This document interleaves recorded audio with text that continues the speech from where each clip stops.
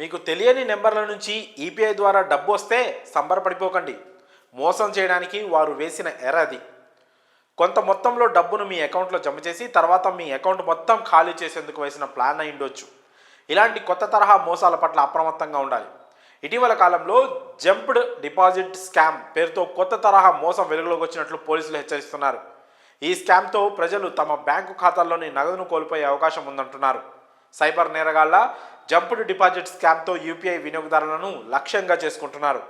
బాధితులను ఆకర్షించేందుకు నేరగాళ్లు బ్యాంకు ఖాతాలో 5,000 లేదా అంతకంటే ఎక్కువ మొత్తాన్ని జమ చేస్తారని, ఖాతాలో డబ్బు జమ అయినట్లుగా ఒక నోటిఫికేషన్ ఎస్ఎంఎస్ రూపంలో వస్తుందన్నారు. ఆ సమయంలో బాధితుడు బ్యాలెన్స్ను చెక్ చేయడానికి యూపీఐ ఓపెన్ చేసి పిన్ నెంబర్ ఎంటర్ చేస్తే నేరగాడికి యాక్సెస్ లభిస్తుంది. దీంతో ఖాతాలో ఉన్న మొత్తం నగదు మాయమవుతుంది. మరి ఇలాంటి మోసాల నుంచి ఎలా తప్పించుకోవాలి? జంప్డ్ డిపాజిట్ స్కామ్ను ఎదుర్కొనేందుకు జాగ్రత్తలు ఏం పాటించాలో ఇప్పుడు చూద్దాం. గుర్తు తెలియని నెంబర్ నుండి మీ ఖాతాలో చిన్న మొత్తం జమ అయితే వెంటనే బ్యాంకు బ్యాలెన్స్ను చెక్ చేయొద్దు. 15 నుంచి 30 నిమిషాల వరకు వేచి ఉండండి. ఆ తర్వాత స్కామర్ అభ్యర్థన గడువు ముగిసిపోతుంది. ఒకవేళ మీ ఖాతాలో డబ్బు జమ అయిన తర్వాత బ్యాలెన్స్ చెక్ చేసుకునే సమయంలో కావాలనే మీ పిన్ నెంబర్ను, యూపీఐ పిన్ నెంబర్ను తప్పుగా ఎంటర్ చేయండి. దాంతో కూడా స్కామర్ అభ్యర్థన అనేది క్యాన్సిల్ అవుతుంది.